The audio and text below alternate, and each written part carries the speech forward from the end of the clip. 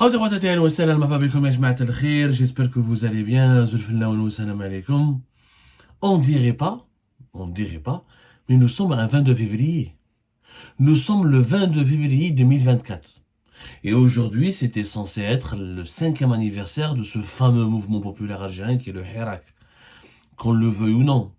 En dépit de son bilan, ou là de ses échecs, ou là de son héritage, ou là de ce qui s'est passé après, en Algérie, il n'en demeure pas moins que le Hirak a été une magnifique expérience populaire, une magnifique expérience politique, une magnifique démonstration de force d'un peuple qui était uni en dépit de toutes ses divisions, malgré toute sa diversité immense, malgré les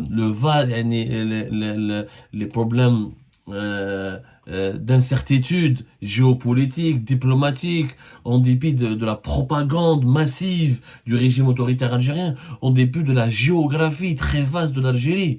Nous avons vu un peuple qui était mobilisé en même temps, durant la même journée, à travers l'ensemble des régions de l'Algérie. C'est la première fois dans l'histoire de l'Algérie, peut-être même dans l'histoire de pas mal de pays africains et arabes, où nous avons un peuple qui était aussi uni, aussi pacifique, aussi civilisé, aussi discipliné, autour de revendications qui témoignaient d'une certaine maturité.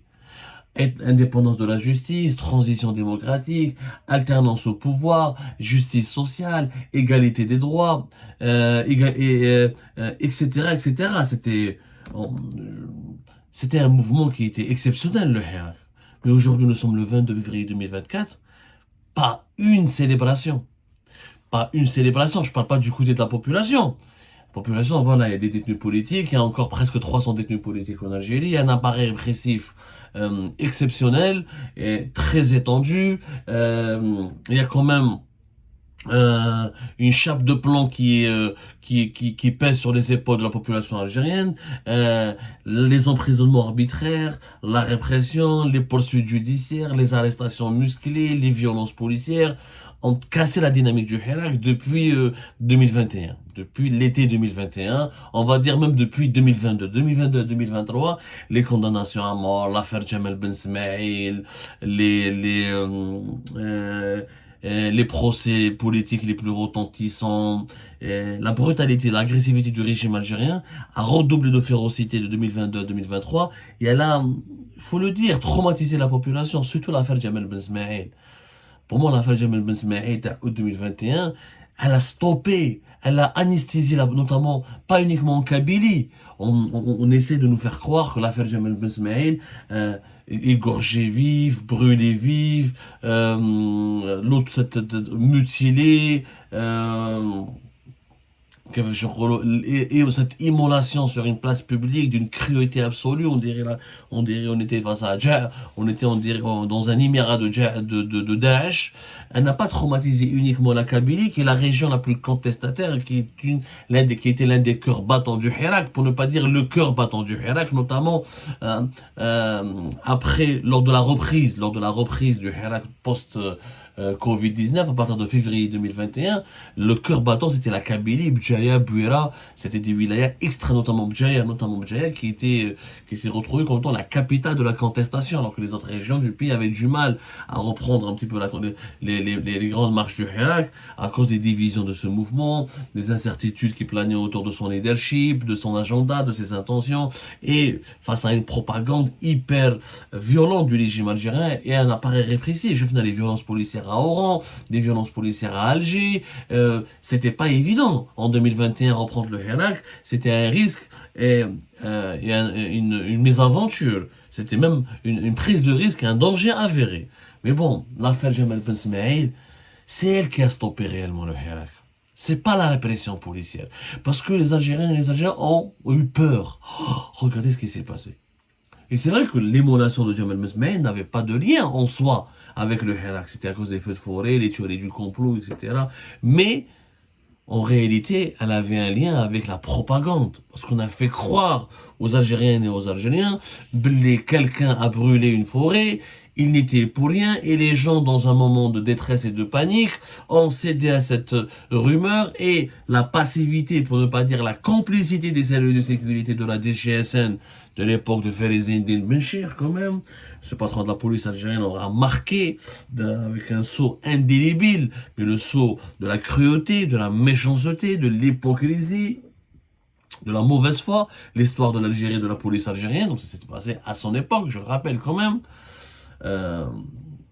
C'est cette capacité à manipuler, à utiliser les émotions d'une population en détresse et à entraîner certains individus dans des crimes irréparables, filmer, diffuser massivement sur les réseaux sociaux, et ça crée un électrochoc.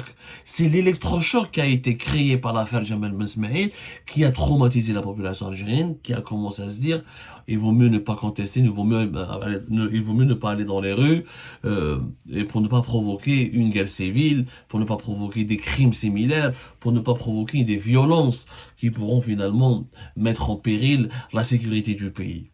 هذه هي l'affaire de Jamal Ben Smaïl, qui a eu un impact. Son bas de la Kabylie a été anesthésiée. La Kabylie anesthésie, ensuite, l'émotion qui s'est propagée à travers tout le pays a fait en sorte que les gens renoncent finalement à la contestation dans les rues. Par peur vraiment de provoquer des drames et des tragédies qui pourraient diviser le pays ou aggraver l'insécurité dans le pays. Donc ce sentiment d'insécurité, cette angoisse qui est née au lendemain de l'affaire Jamal Ben Smaïl est pour moi à l'origine de l'échec de l'arrêt du Hirak. Deuxième raison, c'est qu'il n'y a pas eu de leadership, il n'y a pas eu de projet politique, il n'y a pas eu de feuille de route claire, l'opposition ne s'était pas solidifiée, ne s'était pas réunie, il y a eu des tentatives et des initiatives politiques de certains partis de l'opposition algérienne, mais qui n'ont pas été suffisamment séduisantes ni convaincantes, pas de direction politique claire, ça a échoué. Et puis, on a un régime autoritaire, très répressif, qui a infiltré les rangs du Hirak, qui a infiltré les rangs de l'opposition, et qui a profité de ces divisions pour affaiblir ce beau mouvement populaire. Mais ceci dit, est-ce que c'est une raison pour ne pas célébrer le Hirak? Est-ce que c'est pas grave en soi que Tchouf Tebboune, quand même, il est au pouvoir grâce au Hirak? Habib Majid Tebboune, s'il n'y avait pas le Hirak de 2019, il aurait été en prison. Saïd Bouteflika كان حاب يدخلو. Le fils, quand il n'y avait pas le Hirak de 2019, Khaled Tebboune aurait été encore en prison dans l'affaire d'Al-Bouchi. L'actuel régime, s'il n'y avait pas le Hirak, Chengueria n'aurait pas été au pouvoir. Chengueria aurait été maintenant à la retraite, ou là aurait été lui-même en prison, parce que Gaï Salah voulait le mettre en prison lui aussi, hein. Il faut arrêter. Donc, tous les décideurs actuels qui sont au pouvoir doivent leur ascension au Hirak. Yani, comment ça se fait que un 22 février 2024, durant les deux premières années, voire les 3 premières années du mandat de Tebboune, on parlait de Hirak Moubarak, on saluait l'esprit du Hirak, on considérait que le Hirak était le sauveur du pays, que c'est grâce au Hirak que l'Algérie n'a pas été divisée, qu'elle n'a pas été vendue aux oligarques, qu'elle n'a pas été privatisée par un club de dirigeants riches, de milliardaires riches, au service du frère de Saïd Bouteflika. On parlait d'une Algérie qui était sous l'emprise des pouvoirs non constitutionnels. Alors pourquoi le pouvoir actuel ne célèbre pas le Hirak? Pourquoi ce 22 février 2024, il n'y a pas eu une réunion, il n'y a pas eu une conférence, il n'y a pas eu un meeting, il n'y a pas eu un discours d'Abdel Majid Tebboune, il n'y a pas eu une mesure, il n'y a pas eu un message? Ouelou, c'est passé inaperçu. Alors les choufoulium, mekayin, ouelou. Même la presse algérienne n'en parle pas de cet anniversaire. Aux oubliettes le Hirak. Allez, parce qu'il sait, c'est bon, le pouvoir algérien, ça lui sert à rien de manipuler ou d'invoquer ou de faire de la propagande sur le dos du Hirak. Ça ne lui sert à rien. La rue, elle est contrôlée, les manifestations se sont arrêtées, la colère populaire, pour le moment, elle est contenue, et le pouvoir algérien, il a d'autres problèmes maintenant. Il a d'autres chats à fouetter. La Kabylie, elle s'est calmée.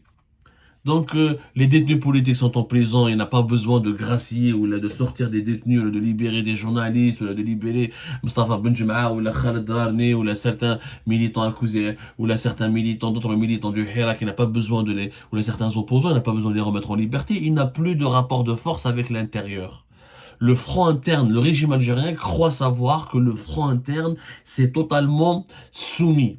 Et c'est totalement pacifié. Et il a totalement, il s'est totalement agenouillé. Ce qui est une erreur.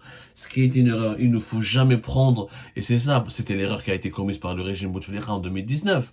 En 2019, les partisans du régime Bouteflika, alors Tata Ahmadou Yahya, pensaient que la rue était contrôlable, maîtrisable, qu'avec les services de sécurité, la sécuritocratie du régime pourrait mater n'importe quel mouvement de révolte. On a bien vu comment le Hirak a bousculé le régime de Bouteflika et comment le Hirak a aggravé les dissensions au sein du régime de Bouteflika et ça a permis à l'armée ensuite de renverser le régime Bouteflika avec une facilité déconcertante. Donc, le régime algérien actuellement, il est dans une phase de certitude. C'est bon, nous contrôlons la rue, nous maîtrisons la rue, l'opposition a été étouffée, les opposants les plus virulents ou ont été forcés à l'exil, ou ils sont à l'étranger et on essaie de les neutraliser, ou ils sont neutralisés parce qu'ils ont été emprisonnés, ou ils sont placés sous contrôle judiciaire, surveillés et suivés chaque jour par les policiers et les gendarmes, et toute personne ne peut parler. La presse, elle a été domestiquée, la presse a été domestiquée, elle a été même, comment dirais-je, servilisée. Genre, voilà, c'est une presse, c'est devenu un esclavage médiatique aujourd'hui, la presse algérienne. Elle a été donc euh, totalement kiff anesthésiée. Après, le régime algérien aujourd'hui se préoccupe uniquement de l'extérieur. Le problème avec les Émirats, le problème avec le Maroc, le problème avec l'Occident, le problème avec les États-Unis d'Amérique et l'Union européenne, la question, les problèmes géopolitiques au niveau du Mali, du Niger, de la Mauritanie, de la Libye. Le régime algérien croit savoir qu'à l'intérieur du pays, tout est sous contrôle, tout est calme, tout lui est acquis. Attention. Et c'est pour cette raison que il n'a plus besoin d'utiliser du Hirak, il n'a plus besoin de parler du Hirak Moubarak, ils n'ont plus besoin d'utiliser l'héritage du Hirak, ils n'ont pas besoin de caresser dans le sens du poil les masses populaires qui ont été mobilisées un certain 22 février 2019. Ils n'ont plus besoin de cet instrument, de cette instrumentalisation ou là, de cette évocation. Elle n'a plus aucune utilité à leurs yeux. Ils se trompent lourdement parce que le front interne n'est pas aussi gelé, n'est pas aussi congelé, n'est pas aussi endormi qu'on le pense. Attention, le peuple algérien c'est comme un volcan. Un jour, un volcan, un jour qui pourrait éclater de façon très rapide et accélérée pour provoquer beaucoup de dégâts. Deuxièmement, il y a aussi un devoir d'honnêteté.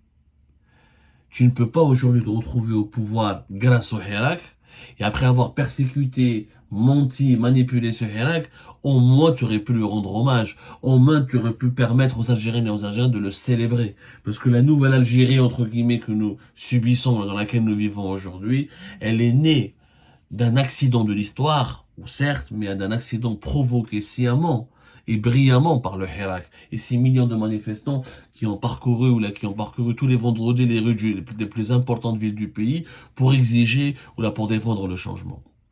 Aujourd'hui, c'est triste et sinistre de voir que le 22 février est passé totalement inaperçu, comme si le Hirak a été jeté définitivement dans les oubliettes du régime algérien. Mais est-ce qu'il finira dans les oubliettes de l'histoire?